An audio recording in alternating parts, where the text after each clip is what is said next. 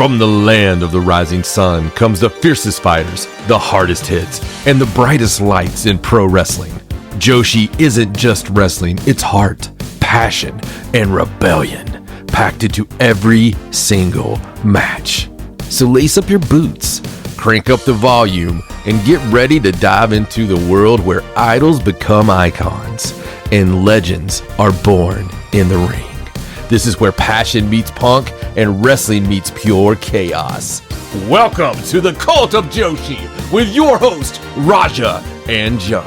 Hello and welcome back to another episode of Cult of Joshi, and not just any episode of Cult of Joshi. It is the 100th episode of Cult of Joshi. Oh my goodness, I'm Raja, your host here at Cult of Joshi, and I'm joined by my co-host John, and we are here on our 100th episode. We're 100 episodes old. This is crazy, and it's a good one, too. I don't feel any different. There are some big things that have happened that we're going to be talking about on this show. Oh, yeah. There's a lot of big things. And big things coming up, and exciting things, and I'm just so excited about all of it that we're just going to jump right into it, because if you stay tuned towards the end of this show, we're going to do a little nostalgic look back. Little 100th episode retrospective. The 100 episode, like what we've been through so far. Yes, the journey so far. On Cult of Joshi, so that'll be fun. Gonna get a little supernatural on me. But we're gonna talk about right here, right now first, because there are some things to talk about, starting off in Marigold. Marigold. They had a little show on September 20th. Tiny. Didn't really look like anything crazy on paper, right? I didn't think anything about it. Didn't look like anything wild out of your imagination. You actually were like, why are we watching this live? I was like, I don't know, but I feel like it seems like we need to. It feels important. So we did. We did. And it started off, a little three-way, Yuka Yakazaki getting a win. That's pretty cool for her, She tapped out Megaton. Yeah. Then they went on Arina Yamanaka coming back, getting a win over Hummingbird. Good for her. And then another singles match, Misa Matsui getting a win over Kazuna Tanaka. We're just rolling right along. Then we had Darkness Revolution dropping a match to Manami Yuki, Chika Goto, and Koki Amurai. And after this match, Koki and Chika decided to get the team back together. Mm-hmm. The Twin Towers. Yeah, yes, I'm aware. So they want to go after the Twin Star Tag Team Champions, which is still Maria. And, wow, I can't remember her partner's name. Rico. Yeah. I was trying to send it to you. Yeah, I got it. Thank you for the transmission. Okay. So Magenta still has the tag team titles, and now the Twin Towers are looking to go after them for those tag team titles. Yeah, they probably need them. And the next match is kind of where things got a little crazy, okay? Little cuckoo. So we had Mai Sakurai and Miku Ano versus Mirai and Utami Hayashishita. So this is like, your standard Marigold match near the end of a card, right? Miku Ano and Utami have a title match coming up. We've seen variations of this card 4,000 times. Yes, it's all well and good. You're having a prelude. It goes to a time limit draw. We were kind of like, okay, that's a thing that happened again. But then what happened after the match was Mirai got on the mic and announced that she is leaving Marigold. She's out. She's outie. Her final match is going to be on October 13th at their Korakuen Hall show, as she says. And they've decided that match will be Mirai and Mai Sakurai versus Nagisa Nozaki and Chiaki. Now, this came as a shock to a lot of people. Yeah, obviously, a little bit. You were really excited. Mirai is one of the first to start Marigold. She's been a standard bearer. She's been a trainer. She's very much like synonymous with the Marigold name, right? We didn't find it as shocking because we have talked about it before on the show. We talked about it on this show. Yes, like recently. Just before this happened, we were like, seems fishy. Something doesn't look right. Yes, but I have seen and thought of speculation about what could happen on 10/13 because of the match, because they're facing Darkness Revolution, and because of the way Darkness Revolution has kind of been sort of lovey-dovey toward Mirai. There is some people out there who are like, maybe it's a swerve and she's actually just going to join Darkness Revolution. It seems like that would be more the case, and the reason I think that could be the case is because how Hatman reacted. Right, it was very strange. And the very fact of giving her a platform to say goodbye, yeah, it doesn't seem like it's something that would happen. Yeah, I agree. It's very strange. You know, Rossi was like, don't chase people if they don't want to be here. We're all very sad she's leaving, but I hope she does well and all that. And then he was like, and no, we're not bringing in Maki Ito. I don't know why you felt the need to throw that in at the end of that statement, but yeah, the Maki hate was really strange. It was funny. I guess he's been asked about it a lot or something, but well, I mean, the only reason they wouldn't bring her in is because she knows her worth. Yeah, that's fair. She probably asks. She's one of those people more. that went out and said, hell with it, bet on herself, and she knows her worth. Yeah, as she should. But this Mirai thing is crazy because if she does leave, yeah, people obviously are like, is she going to go back to Stardom? Well, she's not saying anything like that. No. And she's making it sound like the only thing that puts me on it's another thing that puts me on the fact of if it's a yes, she's leaving, then she's so non-confrontational. Yeah. She's like, I want to go learn how to use a gong. Yeah. I want to play Spanish guitar. Yeah. Things like that. Instead of saying, I want to explore the West. I want to, things like that. I think that has maybe come up once, but yeah, but she hasn't like put a stamp on what she plans to do. She hasn't put anything on there about what she plans to do. You're right. Personally, I want to see her go back to Stardom. Me too. More than anything on the planet, because Mirai is part of, I mean, dude, she's such a big part of Stardom. She really is. She was the one that when everybody left, you and I were the most upset about because of the work rate, right? I mean, she just lifts any room up. She does. That she's in, and their work rate will suffer by not having her. I mean, she's an ace. She is. If she's not considered the ace of that promotion right now, I don't know who should be, because if you look at their longest matches, their best matches, I mean, Mirai's up there in the... She's up there, yeah, for sure. I mean, top even 3. series of matches, like her whole run with Miku Ano near the beginning of when Marigold first started. But she's not had anything good happen. Like, and it's all booking, right? It's all somebody's decision. Yeah. And I guess you can book somebody to be an underdog. Yeah. But Jesus Christ, I mean... It feels very strange. It has felt strange the way that Mirai has been booked and like the things that she's went for and missed out on kind of thing. But I don't know. I do have a quote from her when it all first went down. She said something along the lines of, I wonder if I could make the things I wanted to do, the things I gave up on, come true one more time, which kind of feels like a callback to Stardom. Like maybe there's some unfinished business there that she wants to handle, but she hasn't made a statement one way or another. I would love to see Mirai come in and win the white belt.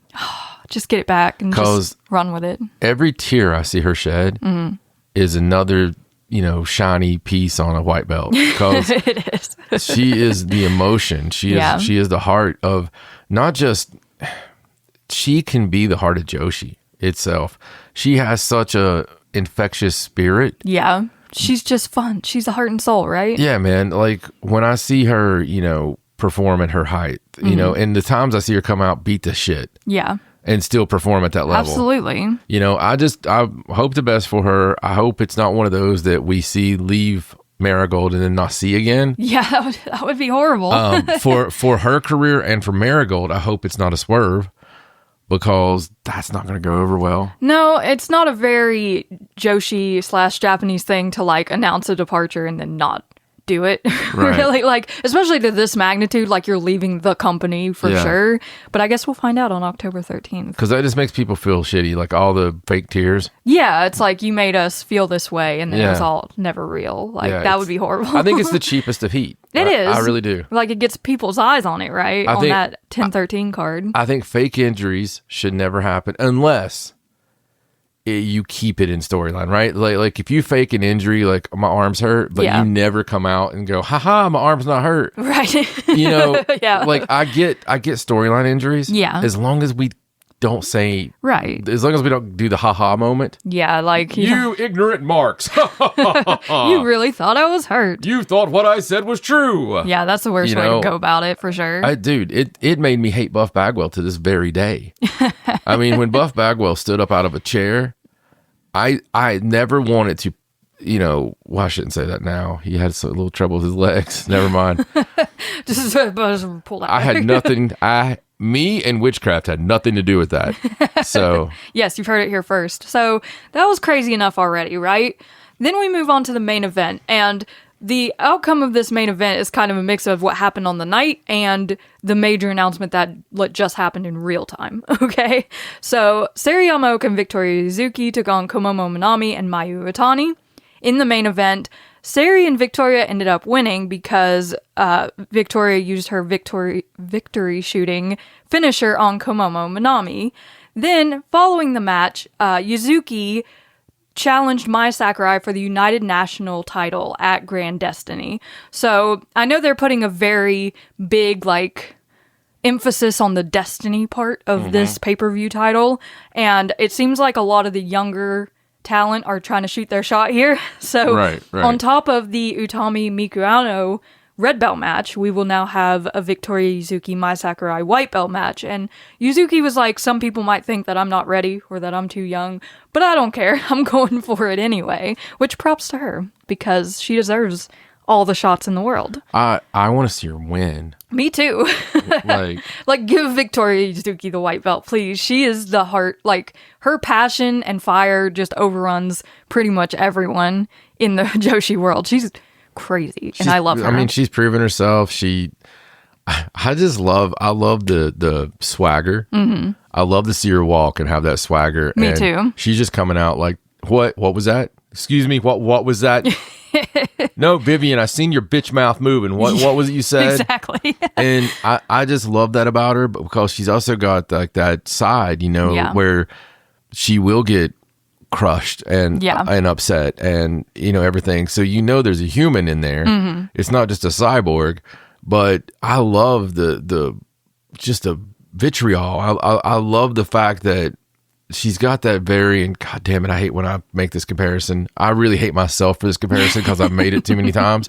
Because for me, the picture of the greatest is always Manami Toyota. Yeah. It's always going to be Manami Toyota. Yes. And if you haven't watched Manami Toyota matches other than the top 3 matches she had, go watch a fucking house show match. Yeah. It doesn't matter.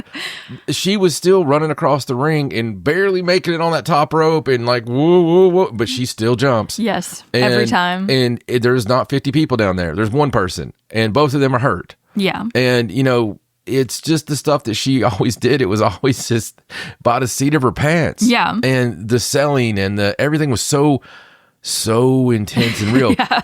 I honestly... Intense is a good word for it. As much as I have wanted that spirit for somebody many times. Yeah. The only one I've seen encapsulate that spirit is Victoria. I mean... She's something else, for sure. She has that. She has whatever that is. Yeah. She has that where you just kind of want to get behind her. Yeah, you want to root for her. I think Mai Sakurai is definitely going to have her work cut out for her going up against Yuzuki because that girl does not slow down. As you like to say, at the very end of the day, she'll be a tough out. Yes, 100%. Then, after that challenge was laid down, Sarayama Oka decided to challenge Mayu Iwatani for the Superfly title. However, they can't do it in Ryogoku. At this point, in this challenge, they're like, we can't do this match in Ryogoku. We have to do it on 10/13 in Korakuen Hall because Sari wants to go into Ryogoku with the title and face somebody else. And so it was kind of confusing the way it went down. It was like, no, we're not having this major title match on the pay-per-view. We're just going to do it in Korakuen Hall. But now it all makes sense, doesn't it? Because just earlier today, we had the major announcement that Mayu Iwatani will be facing Iyo Sky at Grand Destiny.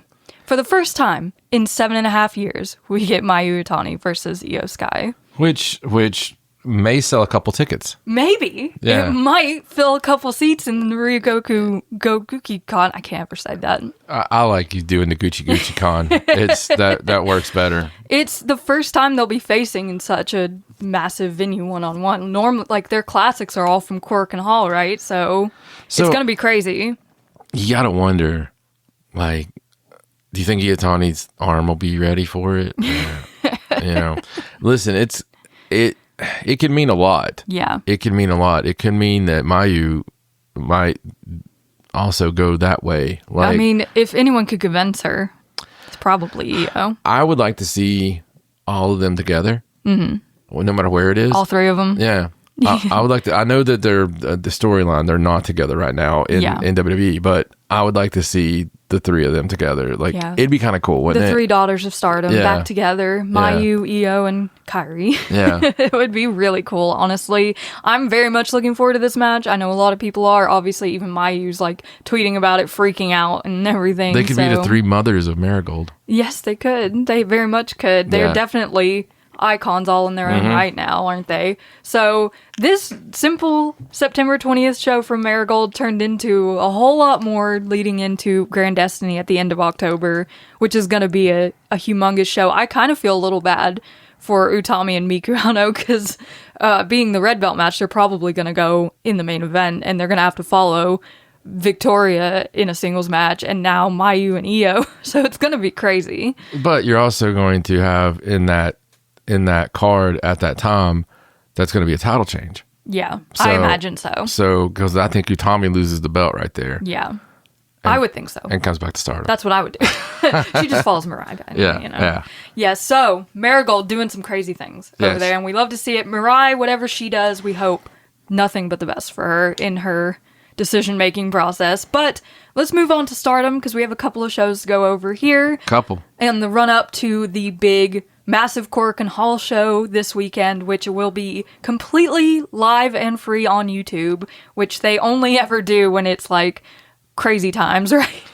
And I also want to say one thing about Stardom here recently, and especially on these house shows, is the fact that one of the craziest parts to it is how freaking jam-packable it's been. It has been very full arenas. These cards are nothing special. I mean, they're it's always special when it's Stardom, but there's nothing. But it's full of multi-mans. It's like a house show. Yeah, it's a house show, but man, they've been jam-packed in these little buildings. And the people are excited. Super excited. Which we love to see. Oh, I love it. There's not a seat to be had. It's all been standing room. I've seen people standing literally in the back on all these shows, which is awesome. And I'm pretty sure they just sold I know they sold out the Korakuen Hall show and they opened up like the standing room tickets. So that one this weekend is definitely going to be packed.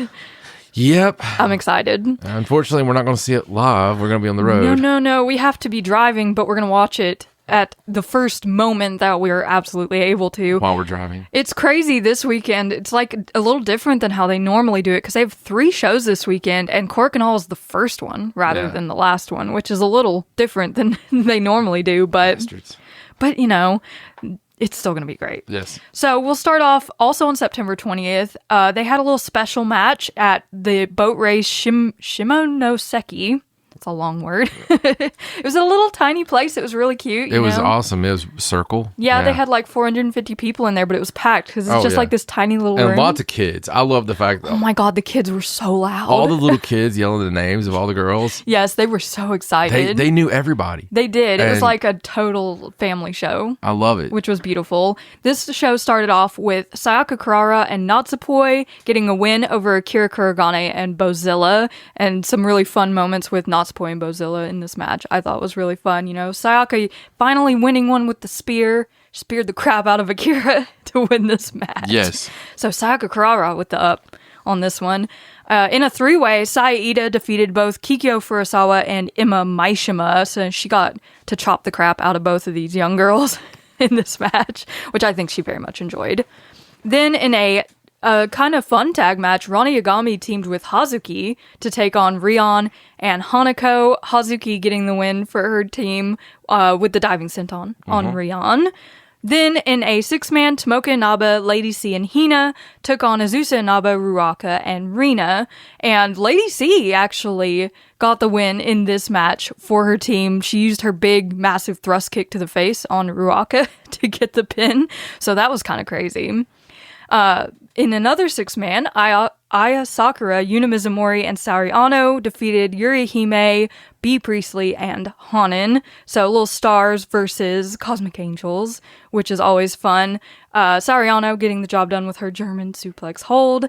And in the main event, we had Miyu Amasaki, Mei Seira, Azumi, and Starlight Kid versus Konami, Momo Watanabe, Natsuko Tora, and Saya Kamatani. I really like this match because it's not often you get to see like the 4 majors in hate all in one match. Usually you have like Ruaka or Rina or Fukigen Death thrown in there, right? So this was like scary hate coming for Neo Genesis, and they did win. Saya Kamatani with the Star Crusher on Miyu Amasaki to win the match, and of course this was yet another prelude for Saya Kamatani versus Azumi. So there was a lot of angst and tension between the two in this match. Yeah, it's an exciting match. I mean, it is, because Jesus Christ, unless they just have a schmoz, there's going to be a lot come out of this. Double title. I'm so excited. I can't even. Then on the 21st of September in Fukuyama, this show was live. Yeah, we had to watch these out of order. Yeah, because the 20th wasn't live. Right. So we watched the 21st first. Live in Fukuyama. Started off with Ronnie Yagami and Tomoka Inaba defeating Ima Maishima and Kikyo Furusawa. We've gotten to see a lot more of the Rana Tomoka tag team lately, which has been very nice to see. I love the fact we got to see more of Ima and Kikyo lately. So great. So Tomoka using her ankle lock. She loves to use the ankle lock on Kikyo, I think, as a kind of like, this is how it's actually done. Like, we've seen that more than once. Then Lady C, Hina, and Amisori defeated Rion, Hanako, and Waka Tsukiyama. This being a prelude for the Future of Stardom title match between Hina and Hanako. We have seen some amazing tension between these two. Hina got the win in this match with the jackhammer on Waka, but they've really laid off that. They've really laid off that Hina, Hanako thing, bullshit. It's ever since we saw what looked like a real fight. Yeah, they've kind of backed off a little bit on it. Yeah, I don't know if somebody talked to them, but they there's only been a smattering of times in the ring together. Yeah, since that happened. Yeah, and I think this is the only night on this weekend where they were in the same match. And after the match ended, Hanako took the liberty to slam Hina with a big slam and then like shove the belt in her face. It was very. I can't wait to see this match. They've really built it into something crazy. I'm so stupidly excited for this match. They're gonna beat each other so hard. I can't wait. I'm way more excited for this than I am Azumi. It's weird. This has a lot of story behind it now. Like, they've really, really put a lot into this, which I love. I hope they beat the snot out of each other. Oh, they're going to. Yeah. How could they not at this point? After that, in a 3-way, Hazuki took the win over Sayaka Kurara and Saki Kashima. And there's some kind of thing going on right now with Saki Kashima where she's, like, entranced by Sayaka Kurara. Yeah, she's been letting her shine show. There's Saki really likes the way Sayaka smells. Okay, that's the only way I can put it. Yeah, she smells her hair. It's cute. I like it. It's funny. Yeah, during the match, she's like hugging her and just clinging to her. It's hilarious. I love stuff like that. And it's so crazy because I was like, we were watching Saki last night and I was just like, man, and not that she's old, but I was just like, man, is Saki like 40 now? You know, she's been around. And you're like, oh, she feels like she should be. And you look her up. We always do this. Yes. And you're like, no, she's 32. And it's so crazy because when you go to the States, you can have a damn relative rookie at 32. Yeah. You know, you can have she's been in her 3 years. 2 years has been in Indies. What this young talent and it's never thought of any differently than that. Over there, by that point, they've wrestled for 12, 14 years. Exactly, yeah. It's like Saki Kashima has always been and will always be. I love it because, you still have so much career left. Yeah. Theoretically. Yeah, like she could still go, especially at her pace. Oh, yeah. She could go forever. Yeah, just imagine when she's out there like Shin Hirota, like. I can't wait for that. I can't wait for her to morph into that type of wrestler. Right. But Saki's shenanigans really hurt them both Saki shenanigans. Because Hazuki got the win. She rolled both of them up at the same time to get the win because Saki was just too busy smelling Sayaka. I don't know. Right. After that, Azusa Inaba and Momo Watanabe took the win over Akira Kuragane and Bozilla. Momo using the B driver on Akira, which always looks crazy with the like pushing him down. It looks nasty. I don't like it. I don't want to take it. After that, Miyu Amasaki, Mei Seira, Azumi, and Starlight Kid got a nice win over Aya Sakura, Yuna Mizumori, Sariano, and Natsupoi. And this was like fun for the entrances, you know, because Neo Genesis came out and did their little dance thing, and then Cosmic Angels comes out and does this new pose thing. Yeah, it's cool seeing the babyface battles. It is. So in this match, Azumi won the match by submitting Yuna Mizumori, and Yuna was very visibly frustrated by this because she really wants to be a good high-speed wrestler, and she just can't get it done. So Natsupoi, being the good friend that she is, suggested that she and Yuna have a high-speed match to kind of help her get more in the groove of it at Osaka a few days later. So they set that up very nicely. You know, Natsupoi's like, don't worry, I'll help you. I don't think I would trust her in a singles match. Yeah. Though. After what she did to Yuna last time, I would kind of be like, That's maybe okay. not. I think I got it. And then we had Ruaka, Rina, Konami, Natsuka Tora, and Saya Kamatani versus Yuri Hime, Momo Kogo, Saida, Hanan, and B. Priestley, with a little prelude to the Artist of Stardom title match coming up in Osaka.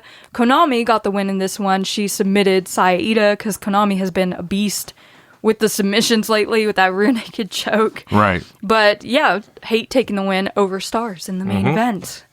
Then we move on to the 23rd of September in Osaka. So the 23rd was a national holiday in Japan, so there was like a ton of shows go on in the middle of the week, which is always fun for us. And this is another one that was just sold the hell out, and they... Yeah, Osaka was here for it. Broadcast live. It was a good jam. It was. It started off with kind of a crazy opening match. Aya Sakura, Sayaka Kurara, Sariano, B. Priestley, and Azumi versus Azusa Inaba, Ruaka, Momo Watanabe, Natsuka Tora, and Saya Kamatani.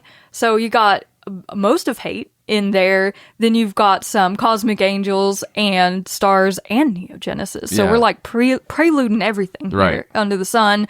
It was a fast-paced match. It lasted quite a long time. It was a crazy opening match. Like, it was nonstop action the whole time.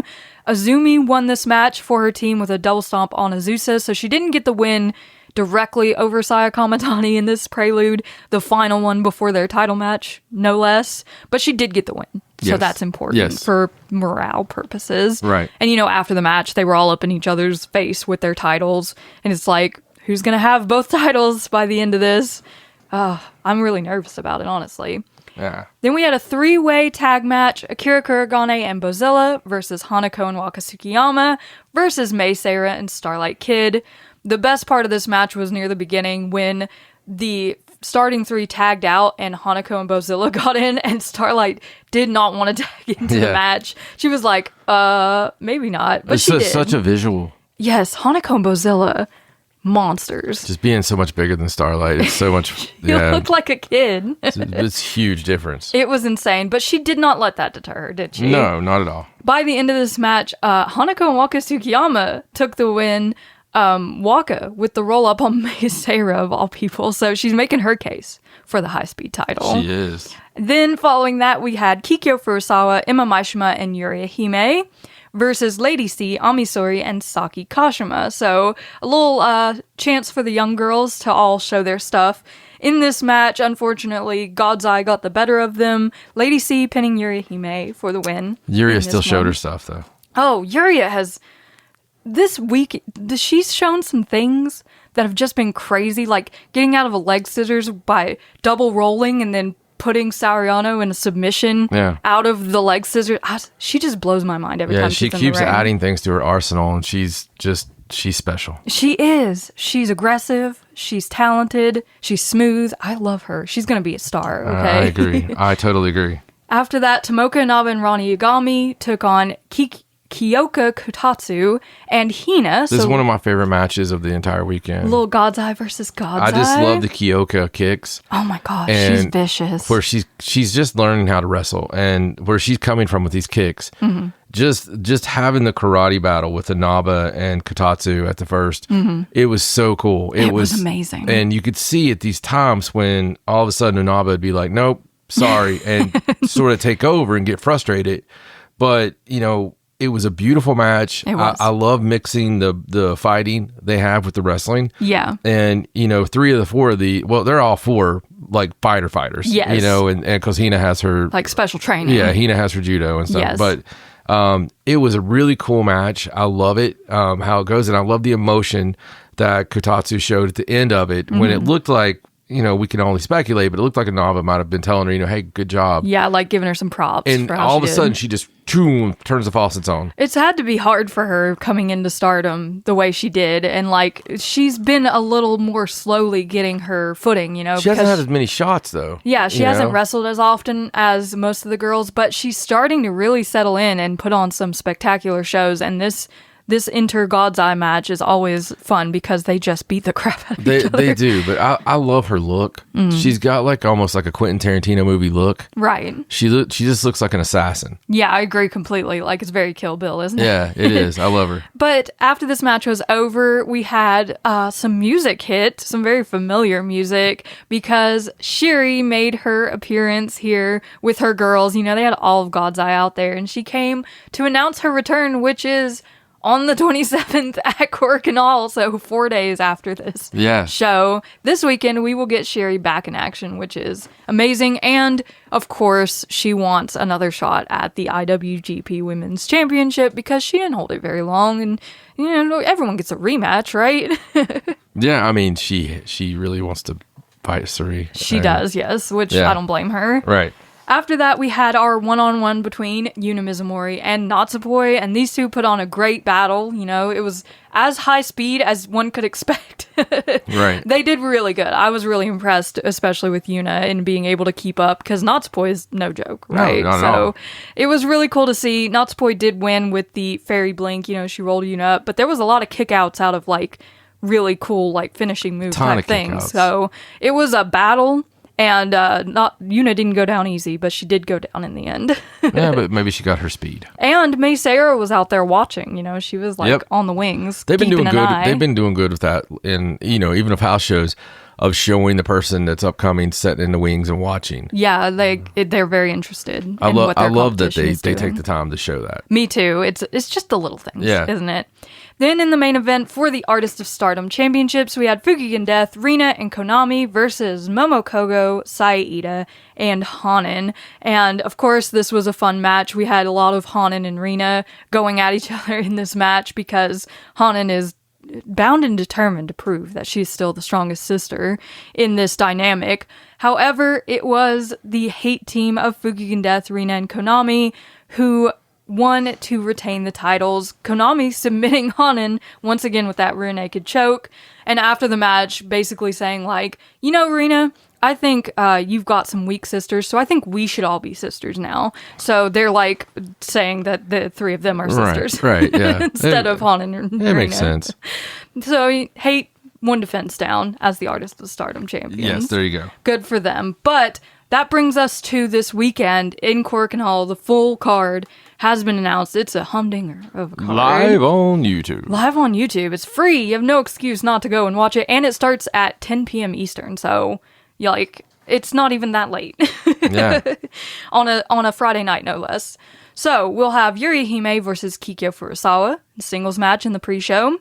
We will see Rion, Rana Yagami, and Sayaka Kurawara versus Sariano, Natsupoi, and Tai Hanma in Tai Hanma's final Stardom appearance, which is very nice. And I love the team of Rion, Rana, and Sayaka. It's very interesting. Yeah, it is. Saida, Hanan, and B. Priestley will be taking on Fukigen Death, Konami, and Momo Watanabe. Then we'll have a three-way Momo Kogo versus Waka Tsukiyama versus Saki Kashima. Then we will have a three-way 4-person match. So 3 teams of 4 people, 12 people total. Yeah. So Aya Sakura, Yuna Mizumori, Koguma, and Hazuki will take on Akira Kuragane, Itsuki Aoki, Rina Yamashita, and Bozilla, who will also take on Ima Maishima, Miyu Amasaki, Mei Sarah, and Starlight Kid.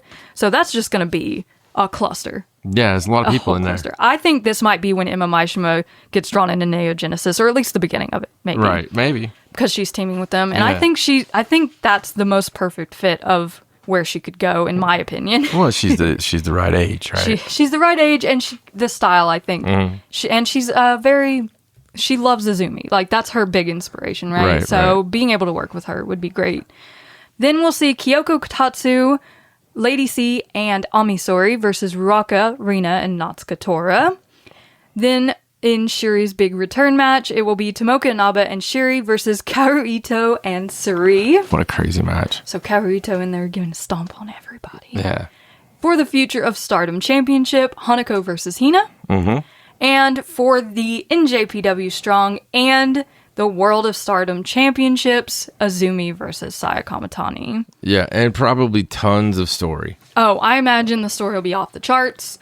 There might be surprises. You never know in a Korakuen Hall show, especially live, free on YouTube. Yeah. I mean, there's a reason this happens. And Yeah. They, obviously they've got a lot of build to do, and I think there's a shit ton of stuff going to happen on this. 100%. I agree. But that brings us to the end of modern day, so we're going to do a little retrospective. Little 100 episodes. The 100 episodes of Cult of Joshi. Yes. And I'm excited because when I was putting this together, there were so many things that I'd kind of like forgotten about, that just make you go, oh man, I forgot that happened. Yeah. I love that kind of thing. So we started at the craziest time. Our first episode was in July 2023. Yes. It was a 5-star Grand Prix preview. Yes. For the 2023 5-star Grand Prix, wherein Saya Kamatani injured her elbow on night 1. That 5-star was insane. Yeah. It went totally off the rails. Suzu Suzuki won the 5-star Grand Prix, which was like unheard of at the time. Yeah, Okay? it's so crazy. It's crazy about that preview and that it's been that long since Saya Kamatani I know. hurt her arm. I mean, I just feel it still, her climbing and coming down, and all of a sudden they stop everything. It was so crazy, such a crazy moment. It was. That whole year, it's just very crazy, and it wasn't going to stop being crazy from there. The injuries were mounting. I put the Stardom Dream Tag Festival on here from September 2023 because I loved that show where they did the random tag teams. It was the night that Mariah May and Hanan switched gear when they tagged together. And we also got the amazing Azumi SLK versus Mayu Iwatani and Saki Kashima match. So yeah, that was a great show. Where Mayu and Saki were forced to team together. I love it. In late 2023, we actually did some long features on this show that we were trying out, and those are not dated, okay? You could still go back and listen to those because they cover history. They do. Of these people. So we did one on Suzu Suzuki during her rise to the 5-star Grand Prix win. We did one on Toni Storm in her career. We did a whole thing on the NXT 4 Horsewomen while they were in NXT. It was like their whole NXT run. Right. And we did one on Athena, the Forever ROH champion. Yes, and it was at the beginning of Athena's run, really. It was. It was back when she was, I think, her first match against Billy Starks for the title. Suzu was just coming off her, meteoric rise. Yes, Suzu's was so fun because she has such a crazy backstory. And, Toni Storm, this was the very beginning of Timeless. It was like right when she first really got into the character. I think the only thing that had happened at this point when we did the Toni Storm special was the hotel room interview with RJ. When she coined the Timeless phrase. Yeah, I think it was right around that time. I think it was right then. Yeah, we were enamored, and for good reason. Yes. In early 2024, a January 4th show happened that just went off the rails, honestly. They decided to do a show before Wrestle Kingdom, which didn't really go their way because they ran out of time a little bit. Right. But during this show, Julia announced the end of Donna Del Mondo, which was a big shock for a lot of people. And we had the epic Mayu Iwatani versus Shiri match for the IWGP belt, the first one that they had against each other, which they had to rush through, and it was still incredible. Then we get to the 13th anniversary, which is where shit hit the fan at that point in Stardom, right? Because shortly after that, Rossi was announced to be leaving Stardom. Yes. And nobody could have seen this coming. We're sitting here, we got this new show, we're having a lot of fun. All of a sudden, everything's falling apart in the Joshi world. We had battled against people shitting on Stardom for the injuries on the girls. Yeah. For the schedules. Yeah. Everybody being disgruntled, and then this hit. Yeah, and then there's rumors and hearsay about who's leaving with Rossi, and it was just such a tumultuous time. It was tough, man. It was crazy. During this time as well, in March, Mercedes Moné joined AEW. So that was a big deal on our show. We had Big Business, That was a great show. It was. Later in March, Hanan won the 2024 Cinderella tournament. I still vividly remember her win over Mirai in that tournament, because that was another very emotional Mirai moment. It was. And I think at that time, did we know Mirai was leaving during that match? I don't think we did. I don't think we knew. We didn't know for sure. Yeah, we didn't know 100%. So a little later on, we had DDM reunion and Queen's Quest goodbyes in KBS Hall. That show always stands out to me because it was everyone was crying in front of the stained glass. Yeah, no, it was horrible. I remember that entire time. Yeah. For being so slow. So unwatchable. It was so slow and sad. It was the worst time I've ever had as a wrestling fan. Yeah, because at this point we knew Julia was leaving, we knew Utami was leaving, we knew Mirai was leaving, and everyone was just sad. It was to me, and I think I called it this at the time, is the long goodbye. Yes, the long goodbye is what we refer to it as. They could have just came in and just, like, hey, we'll see you later. Yeah, there's no desire to go back and watch anything from that time. But they period. drained it, and it was drained on every freaking show. Yeah. And guess who watches every freaking show? We do. These guys. They really wanted to do justice to the wrestlers, but it was just so much. So much. It really was. But that's okay, because just a month later, in April 2024, we were in Philadelphia for Stardom American Dream, which was an experience. That was so much fun. It was. And I think the 2024 WrestleMania weekend Stardom show blew 2025's completely out of the water. Oh, yeah. 2024 was incredible. It was so good. Then in early April, this is when we got the Marigold announcement. For sure, we had Mai Sakurai, Yuzuki, Mirai, Utami, and Julia join, along with 7 actress girls. It was like a huge deal. It was. This Marigold press conference. Not what Rossi thought it was going to be, but... No. Then it would come All-Star Grand Queendom 2024 with some crazy changes. Saya Kamatani becoming the high-speed champion. We had the Aja Kong Kaoru Ito versus Tam Nakano and Natsupoi match that we still talk about to this day. This was the night Oedo Tai turned on Starlight Kid.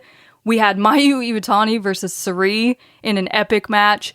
And the Maika versus Momo Watanabe 2 out of 3 falls match, which is not an epic match. So there's a lot of good and bad in what you just told. Yes. So the Saya Kamatani, yeah. So the Aja Kong Karito versus Tam Nakano and Natsupoi match is the most epic fucking thing. Like, if It's so good. It's so good. If you go into it thinking, oh, it's one of those legend matches, they're going to be nice. Yeah. It was not nice. No. It was a brutal, incredible match. It's Mel tier. And then you've got Aja Kong But on the other side. Aja was living it, man. She was. It was 1994 for Aja. Yeah. And she was living it. And She was in there. Dude, this was so good. It was so good. I want to go back and watch it again. The Oedo Tai turn on Starlight, which I was so freaking excited for. Yeah. Because I wanted babyface Starlight back. And then, of course, Mayu Iwatani and Cerise, always great. And that freaking, that Maika Momo Watanabe match. Okay, the first fall was amazing. It should have been a standalone match. Bro, that match was so terrible. It was bad. It was not good. It was so terrible, so horrible. But it's memorable. It's memorable because of how freaking, but it puts me in mind, you remember the Halloween show? Mm-hmm. From that first year, like of this. Yeah. I can't believe you didn't have that on the highlights. I didn't see it in our shows. So, I guess I just missed the it. 2023 Halloween show.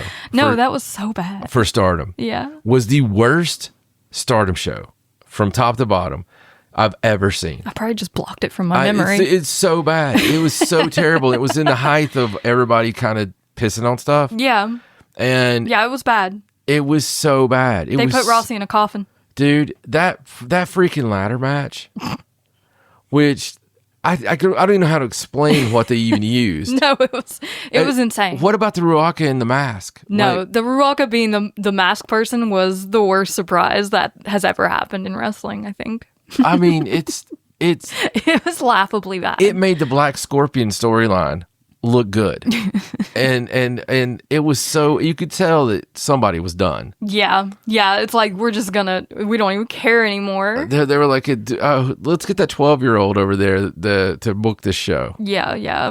At this point at All-Star Grand Queendom, we're still kind of coming out of the Rossi stuff. We're still trying to find our footing here. I put the Saya Kamatani thing because it was like a surprise, like, oh, she's not high speed. what is she doing with the high-speed title? Yeah. And this was still like babyface Saya Kamatani. It wasn't Dark Phoenix yet, Yeah. obviously. So it was a fun thing that happened. In late May, we had Marigold Fields Forever, the debut show of Marigold, which was a great way to kick off the thing. And then they were like, we're going to put everything in this one show and then figure it out after that. In June, Stardom, the conversion switched up an insane amount of things. It changed everything. FWC versus Wingori kicked off the show in an insane tag team title match.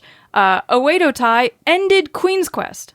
Just took them out. No more Queen's Quest. This also planted the seeds of Neo Genesis when Starlight came out to invite Miyu and Azumi into a faction with her. Oh man, the damn Queen's Quest. Oh my god, that whole story. The Queen's Quest stowaways. Like the refugees. Sherry, like, you can all come into God's eye. it's just such a thing. Like, where we were trying to get everything to fall in place. Yeah. And things just, not everything fell in place. Yeah. So you had to wedge a few things in place. Right. But I'll never forget how, like, we were so on a high after that press conference when they announced this match because of the whole Natsukatora reveal of the contract that was like 4 people have to leave the faction, not just one. And it was so good. My God, it was one of the best heel things I've ever seen because she had the little piece of tape over the contract where it said 4. Mm-hmm. And when we were watching it, I was like, what the hell? She comes up to the camera and she like slowly peels it away. It was so ingenious. The looks on the Queen's Quest girls' faces. Yes. It was so good. Everything about it. It was so good. That show also had the Miki Iwata Sauriano match where Miki Iwata became the Wonder of Stardom champion. Which prompted you to use your incredible writing skills. To just lose my mind. For last time. Yeah. I don't have a lot of free time to write. But it was an amazing article that you pinned on that. I love that story. I still love it. That's another thing people need to go back and read. Yeah, but it spawned the whole Natsupoi feeling like worried about Sauriano and having to bring her back to being Sauriano, and it was so good. No, it was great. Every bit of it. They beat each other until they fell in love. Yes. Soon following this, we had the epic Mariah May turning on Toni Storm after winning the Owen Hart Cup. Just hitting her with the shoe. The most well-booked run it's one of the best booked runs in wrestling history just because from the first interview, from the first moment that you see Mariah May, she's coming out to be a fan of Toni Storm and planting the seed that she ended up, they ended up just doing this incredible thing. And this is a big part of it right here. Yeah. It was the turn. I mean, it was so brutal. The turn started off this insane run of things that happened all the way up until their final match together, right? Whenever TV goes off the air and you are left stunned, when you're left stunned on something, when everybody in the world's talking about it, that's one of those special moments. It feels like it should be able to happen more than it does. Yeah, I agree. but I don't know. Bookers, it's rare. No matter what the company is, it pisses me off. Because why do we not pull on heartstrings more? Yeah. I don't know. Make more personal issues out of things. Everything should be personal issue in some way. I mean, it's this is incredible drama. This was so good. This is so good. The highest of dramas. Yes. After that, we had Stardom Sapporo Rendezvous 2024, which was a 2-night event, the first time they did it, and we're still in the midst of making major changes in Stardom at this point. So on night 1, we had the debut of Neo Genesis. Officially, they had the name and everything out there. We also had Natsupoi become the Wonder of Stardom champion by beating Sauriano for the belt. 2024 was the year of the Cosmic Angel. It was. The Cosmic Angels was insane in 2024. Yeah. Then on night 2, at the World Rendezvous, we had Mei Seira becoming the high-speed champion. So she's held that belt this whole time. Since Sapporo Rendezvous 2024. We also had Saya Kamatani officially become the Phoenix Queen when she betrayed Maika to help Natsukatora win the World of Stardom Championship, and Oedo Tai was turned into hate. Another epic moment. Holy crap. Just as far as moments go, it was such a damn moment. It was. Just Saya Kamatani leaning down to Maika and saying, I just wanted to see you cry. After that whole fan story had come out. Well, you can't just say that. You have to tell people what you're talking about. I mean, there was an incident at a fan meet and greet. Allegedly. Where someone had bought like 10 photos for Saya Kamatani to sign and give them to her, and was like really mean to her and said the words, "I just came here to see you cry." And then that kind of kicked off Saya Kamatani's slow descent. Yeah, she tells about it online, and everybody has her back. And yeah, everyone's like, what is happening? It's all this sad stuff. We can't believe this. And Okada's coming out saying, we'll do better. Yeah. All this shit. I still, to this day. So either this girl used that to really fuel her and become this incredible character, right? Right. Or that was one of the most well-written bullshit storylines of all time to be able to say this words, Because at this time, Saya Kamatani's alone. She's carrying the Queen's Quest flag on her own. She's the last member of Queen's Quest. She was a laughingstock. She was. People were making fun of her because she was carrying that flag all by herself. And everybody had their, they felt special for her. It was like, oh, look at that poor stupid girl carrying that flag, you know? And that's what it kind of felt like. But then this happened and everybody got behind her. Yeah, and then Micah was like, we can be a team. Yeah. We can go for the tag team titles together. And they were like helping each other out. Yeah. She's like, I want you to be my second at this title match against Natsukatora because I know I can trust you. Yeah, and oh no, that never works good, does Saya it? Kamatani betrayed her. It was great. The whole thing was great. Yeah. I guess this was technically the end of Queen's Quest right here when she joined Hate, because she was still Queen's Quest until this point. I think this puts the flag in the closet. Yeah, new flag came out. Yeah, Phoenix Queen flag. On July 13th at Marigold Summer Destiny, we had Utami Hayashishita in her dream match against Iyo Sky, which was a great match, okay? With a little questionable booking, but it was a great match. Yeah. There'll be more questionable booking on the next Iyo Sky match, so it's probably. fine. In the 5-Star Grand Prix 2024, we got to see Saya Iida's underdog rise with the fans loving her at every moment. We got to see Natsupoi turn into a demon more than once and just kill everyone in her path. The epic Mayu Iwatani Momo Watanabe match in Korakuen Hall that I still think about so often. And of course, Micah's undefeated run all the way to the top to win the 2024 5-Star Grand Prix. It was an incredible time. Yes. It was great matches and just great moments. It was. That 5-Star Grand Prix was really great. I think so too. Because, you also had like Tam selling her leg most of the time, Momo Watanabe going undefeated or going fully defeated because she didn't care about the 5-Star Grand Prix. It was just full of stories, this one. Yeah, it was. The first Marigold Dreamstar Grand Prix also happened after the 5-Star Grand Prix. It had people like Suri, Bozilla, and Nori in it. Freaking Nori, man. And this was Utami's rise to the top. She won the Dreamstar Grand Prix the first year.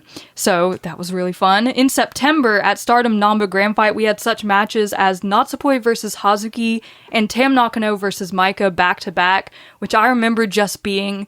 It was like, I think at the time we said... the epitome of the Wonder and the World titles with these two matches. Right. It was a back-to-back, just insane. Oh, it was. Crazy night. It was very complimentary of one another. It was amazing, both matches. A few weeks later at Stardom Nagoya Golden Fight, we had the Hazuki Starlight Kid match where Hazuki lost her freaking mind and unmasked Starlight Kid afterwards. Like, we haven't addressed that since it happened. I know. What happened that night? What's wrong with Hazuki? No, I mean, she's had a lot of little crazy things happen, and it's never went full back to the darkness, right? It makes me wonder if she just did that. It's really strange, man. I mean, because you're right. There was nothing ever addressed. Nothing ever really changed. There was no mask match or anything. Yeah. I was like, I wanted to see so much out of that. We had the Natsupoi versus Tekla match where Natsupoi was trying to get Tekla back to the light side, which was a really cool story. Mayu Iwatani versus Toni Storm. One-on-one. That was an awesome match. Holy crap, that was a good match. And the Micah versus Suzu Suzuki title match. That Mayu Iwatani Toni Storm match is one I think about a lot. Oh, so good. Wingori then went on to win the 2024 Goddess of Stardom Tag League. In incredible fashion. And during this tag league is where we had the genesis of the Tam Nakano Sayaka Kurara storyline, where they really started getting close. Yeah. And Tam was kissing all over Sayaka all the time. Sayaka was resisting like the cat on Pepe Le Pew. Yeah, she still does that to Saki Kashima now, who's trying to smell her constantly. Yes. Then we had Historic X Over 2 in November, where Mayu announced she wanted to wrestle at Wrestle Kingdom 19 in the Tokyo Dome, and we found out that would be against Izumi, and nothing else of note happened at Historic X Over 2. Nothing. There were no hardcore matches on this card whatsoever. It's got to be one of the worst things. Oh, such a bad look. It's got to be one of the worst things I've ever seen. Yeah. It's hard to think about. I mean, I know we have to say it because there's probably people who don't know what we're talking about. you can't bring stuff up without saying it. Okay, so on this card was Suzu Suzuki versus Great-O-Khan 1-on-1 in a hardcore match because Great-O-Khan wanted to fight a Stardom wrestler for whatever reason. Well, we know now. And in that match, it was a good match. I mean, it was hardcore, right? They were beating the crap out of each other. I don't remember the match. But in that match, Great-O-Khan made the decision to stick some fingers where they don't belong, okay? Like, you can go watch it if you want. It was terrible. We were in shock like the rest of the card. As things go, though, this Historic X Over, I don't think was as good as the first one because they didn't have as much mixing as the first one. It's like the first one was all mixed matches. The first one was cute as could be. It was awesome. They matched each other. Yeah, it was so fun. They had the cutest little teams, and they were all excited, and it was innocent and fun. Yeah. Like it should be. Yeah. This one was sexual assault. Yeah, it was like Stardom matches, a New Japan match, this match, then 2 mixed matches to end the night. It was like not as crossovery as we wanted. And listen, I'm not putting fault on Great-O-Khan. It could have been and probably was Suzu Suzuki's idea. Yeah, probably. Honestly, yes. But somebody needed to be there to reel this in and be like, guys, look. Yeah, maybe not. I don't think that's the best idea. Yeah. You know? Yeah. It's not it's not funny, you know. It's just one of those things. It was shocking, for sure. To end off 2024, we had Dream Queendom, of course, on December 29th, as it is every year. This night had Wingori becoming the tag team champions, which they deserved after the crazy year that they had. This was the final match between Sariano and Miki Iwata, where they said that they would be ending this story between them. I still don't think that's true. This was the night Shiri knocked Konami out in like 30 seconds. So cool. Which was in Kyoko Kotatsu debuted at that point. Yeah. This was the Natsuka Tora versus Maika no DQ match where they both came out in like street clothes and just beat the crap out of each other. That was so cool. It was just like unexpectedly cool. Right. Then we had the back-to-back matches of Starlight Kid versus Natsupoi, where Starlight Kid became the Wonder of Stardom champion, and Saya Kamatani versus Tam Nakano, where Saya Kamatani became the World of Stardom champion and forced Tam Nakano to put the belt around her waist. This night was so crazy. I remembered, like, we were exhausted by the end. Oh, it was incredible last 2 matches. Like, yeah. It was such a crazy 2-match run. It was. Jesus Christ. A lot of pay-per-views they do that. If they have the Wonder and World back-to-back, they tend to just go off the wall. Just the emotional ride and the violence and I need one of those matches. Yeah, for sure. I need a Stardom singles match where I'm worried about the health of one of them. I'm hoping Dream Queendom brings us back to that. Jesus Christ, it feels like it's been a minute since I had one of those epic ass matches. It's probably been since All-Star Grand Queendom, which we'll talk about in a second, because we are in 2025 officially.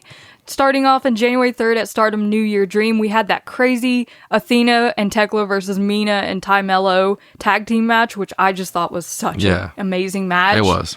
We also had the weird Tam Nakano Unagi Sayaka thing go down, where Unagi was technically kicked out of Stardom. Right. It was a whole thing. Then on January 4th, Mayu Iwatani faced Izumi in the Tokyo Dome at Wrestle Kingdom 19, which was a very historic moment. It was the IWGP match, so it was first cool. time. It was a good match. It was amazing. Yes. Then we had the whole New Year Unit League thing, which was the most confusing set of rules, I think, that have ever been laid out for some kind of tournament. I think we had a whole show just explaining the rules. I think so. Neo Genesis won that league thing and proved they're the best unit. Mm-hmm. And they all had matching shirts with like all the names of the people in the unit in the back. It was cool. It was a thing that happened. It was so great. At Stardom Supreme Fight 2025, this is the night that Ronigami was forced to be a bear after losing to Koguma. Poor Rana. And this was the night we had Miyu, Izumi, and Starlight Kid defeat Sariano, Natsupoi, and Tam Nakano to become the Artists of Stardust champions, which was rated 5 stars by Dave Meltzer. Just proving that Dave doesn't watch enough Stardom. It was a good match. It was a good match. It wasn't a 5-star match. I agree. Around this time, the Marvelous versus Marigold feud started up when Marvelous wrestlers showed up at Marigold New Year's Golden Garden. So that just kicked off a whole run of craziness this year with the Marvelous and Marigold girls, which has been amazing. Kind of like reinvigorated the Marigold scene. It did. It's crazy some of the things that's happened through that, though, because for sure. There's been some injuries and some people that were on a big rise. Yeah. Kind of went missing. Yes. Then in February, Stardom Path of Thunder, this was around the time we made the switch to Cult of Joshi. We were finally like, okay, we're just talking about Joshi at this point. Yeah. We probably don't need to be called wrestling as her anymore. Right. At this show, Hina became the Future of Stardom champion. So she held that belt since February. She's still got it. And Tam and Sayaka took on Natsuko Tora and Saya Kamatani, and the stipulation of this match was that either Tam and Sayaka win and they get a wish, Sayaka Kurara gets a wish, or Natsuko Tora and Saya Kamatani win and they get to take Sayaka Kurara. Right. So it was like a very tense match. Sayaka and Tam did end up winning. That wish felt like it should have been special. It did, and the wish that Tam made was for the Loser Leaves Stardom match against Saya Kamatani in Korakuen Hall. Mm-hmm. So we were all very like, what? Loser Leaves Stardom? And we were concerned. That happened very soon after. Saya Kamatani defeated Tam Nakano in Korakuen Hall, which meant Tam Nakano had to leave Stardom. They kind of had a workaround here where it was like, technically she's not a Stardom contracted wrestler anymore. She's a freelancer, but she's still going to wrestle because we're going to have a retirement rematch at All-Star Grand Queendom. At that point, it was one of the biggest fumbles I'd ever seen in wrestling. Yes. Watching it live, it was not great. It was so bad that I couldn't go online for weeks. Yeah, we were disappointed in the way this went down. I didn't want to see anything that had to do with wrestling because I didn't want to read how pissed off people, because I was. Yeah. And I didn't want to read about the bait and switch. Because they put it up there like Loser Leaves Stardom. It was a bait and switch. The loser didn't leave Stardom. Yeah. Sayaka Kurara went on to win the 2025 Cinderella tournament, defeating Rina in the final. And we also had that night the Starlight Kid versus Konami match. With the blood everywhere. Yeah, it's terrible. So Sayaka Kurara, as the Cinderella, she didn't announce her wish yet because she was holding on to it, and then it turned out to not be what we all thought it was going to be.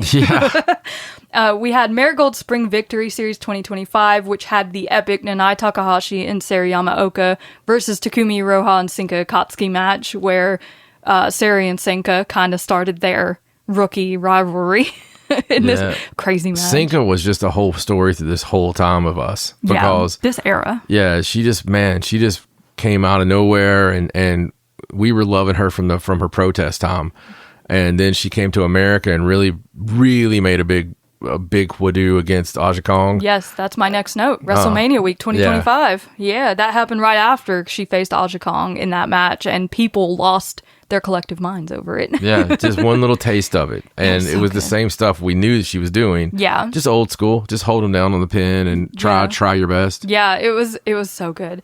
At the end of April, Mavita Loca became an official faction with Suzu Suzuki's Insanity. Still a great idea. Then we got to All-Star Grand Queendom 2025, where, because more craziness, Sayaka Kurara defeated Tekla in a singles match. That meant Tekla had to join Cosmic Angels, but instead of that, she beat up Okada and everybody and got fired, which we now know is because she was going to AEW. It's the best move of her life. Yeah, she's kind of killed it, hasn't she? Mm-hmm. This was the night of the Suzu Suzuki Mei Seira no disqualification match, which they did brilliantly in. They're amazing together. This was the night Shiri defeated Mayu Iwatani for the IWGP Women's World Championship. Little did we know, it was the last time we'd see Mayu Iwatani in Stardom. This was Starlight Kid versus Azumi for the Wonder of Stardom Championship. Starlight Kid did retain and was officially crowned the leader of Neo Genesis. Which was fine. Yes, and of course, Saya Kamatani versus Tam Nakano in a loser must retire match. Which, as far as moments go, is one of the... it's the best moment in the history of pro wrestling. It's hard to top the emotions. There's nothing that can. There's nothing that can top that moment of them sitting at the top of the ramp, looking out and Tam pointing up. Saya crying. Yeah, it's that moment, that way I felt. It's everything, every reason that I love Joshi. Yeah. Every reason that I love pro wrestling is encapsulated in that moment. Yeah. And I've not had one bigger. I've not had one since. It's that moment. Like living through all of that live and getting to that point in that moment, having that match, then just that ending. It was, I don't know, it was so beautiful. Look, wrestling is romance for me. It's not just wrestling. It's probably the furthest thing from the physical combat that it can be for my love. My love is about the passion that these athletes put themselves. They know they're shortening their life, at least living normal. Yeah. They know what the cost is. They know what the sacrifice is. They make very little money. And I wish that wasn't the case, but something about that, I mean, makes it even that more special. And when you have everything aligned and you have this incredible story, but you have the people to actually tell that story, it's rare to feel this way. It is, and when it hits, it's this moment. So the one moment for me for the entire run of this version of our podcast of the Cult of Joshi, of the 3 and something years or 2 whatever, it's like been 2.5 years. Yeah, it's that moment. It's almost impossible to top. Like I don't see anything the rest of the year topping it. I don't think there will be a better match in 2025 than this, with everything rolled into it. Yeah. It was just a moment. It was crazy. It was like the Toni Storm Mariah May ending like on steroids. It was like times 1,000. Yeah, it was that feeling that left us with was a great feeling because it left us with something where we wanted to see more. Yeah. This was very rarely am I satisfied with someone I love going away, right? Right, with an ending. It's just not, you don't get endings. Yeah. Not great ones. We've got a couple of endings. Mariah and Toni gave us an ending. Yeah. That was perfect. It was perfect for their story. But it didn't touch this. This is on its own level, okay? Unfortunately, the world did have to keep going after this, and so did Joshi. Shortly after this, we had Mayu Iwatani's debut for Marigold on May 4th at Rising Spirit. And then at the end of April, Meiko Satomura officially retired from professional wrestling. I mean, she's still in there doing her thing. Yeah, but it felt like she was also retired for a year. So yeah, she's doing her retirement run. We had Sayaka Kurara face Saya Kamitani for the World of Stardom title, which was her Cinderella wish. Kind of fell flat a little bit. A little flat. I put this on here because for me, it kind of marks the downfall of Sayaka Kurara after the great 2024 that she had. Yeah, she's been in a sophomore slump. She has, yes. At Marigold Shine Forever 2025, Mayu Iwatani officially became the Superfly champion.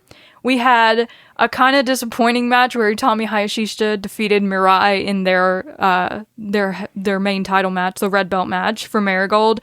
And this was Nanae Takahashi's retirement match against Miku Aono. Yeah, which was awesome. It was.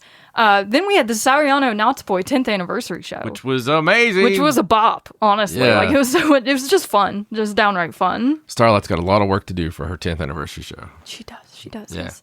At Stardom, the Conversion 2025, the second iteration of the show, wasn't nearly as life-changing as the first one. No. But we did have Bozilla's debut, joining Movida which was a big Loca. moment. It was. She killed Neo Genesis in that moment.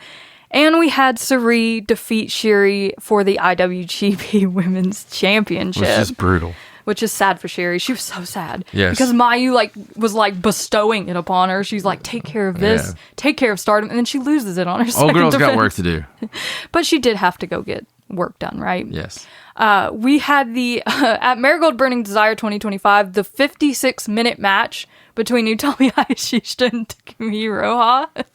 I hope you put that on here as a joke, right? I mean, it's a milestone, right? An almost hour-long match between two Joshi wrestlers. That match was 4 hours. They didn't do it well, but it happened. It was 10 hours. Very recently, more things. Stardom Sapporo Rendezvous 2025. Yuri Hime qualified for the 5-star Grand Prix. Yes, she did. Starlight Kid defeated Sariano, and Saya Kamitani defeated Natsupoi, which Natsupoi was not. happy about. Yes. Then we launched headfirst into the 5-Star Grand Prix 2025, which of course we've just recently covered. Konami defeating Suri on the opening night. Rina absolutely killing it. Superstar. The whole tournament, and Momo Watanabe winning the 5-Star Grand Prix. And then, of course, Miku Ano shortly after winning the Dreamstar Grand Prix. Both the right winners. Man, it has been a ride. It has. It has been a fun roller coaster. And we have seen some epic things. We have seen some questionable things. Yeah, so who's your performer? My performer of the time? Yeah. I don't know. It's hard not to look at Rina and be like that Future Stardom title run that we were in the midst of. So then up to this 5-star run, she's just been killing it. I agree. I think that we raised Rina because we were singing Rina's praise when she was like the featured wrestler on the house show. Yeah, obviously the Saya Kamatani turn and character work and accomplishments can't be overlooked. And I think we gave the moment, right? We talked about the moment. We talked about the runner-up moment. Yeah. We talked about, and Rina definitely is like the wrestler that has really been the brand for, because we sing the praises, then get to see her shine and live up to it. Yeah. It's fantastic. It's been amazing. Yeah, it's been really cool. We've seen some really epic things happen. We've seen everybody doom Stardom, oh my God, this is the end. And then everybody... It was the injuries and then Marigold, and everyone was like, oh, they're not coming back from Then everybody quit watching Marigold, and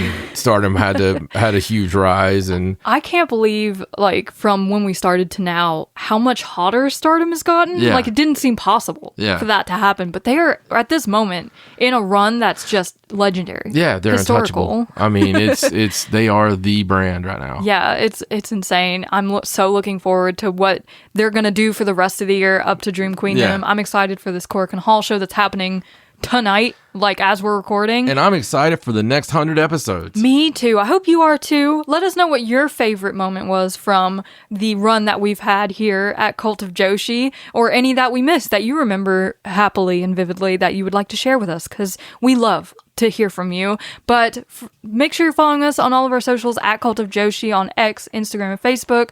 Subscribe to the Cult of Joshi YouTube channel. Give us a like, comment, and for now, that's all from us. I'm Raja. He's John. So long from Cult of Joshi. Bye!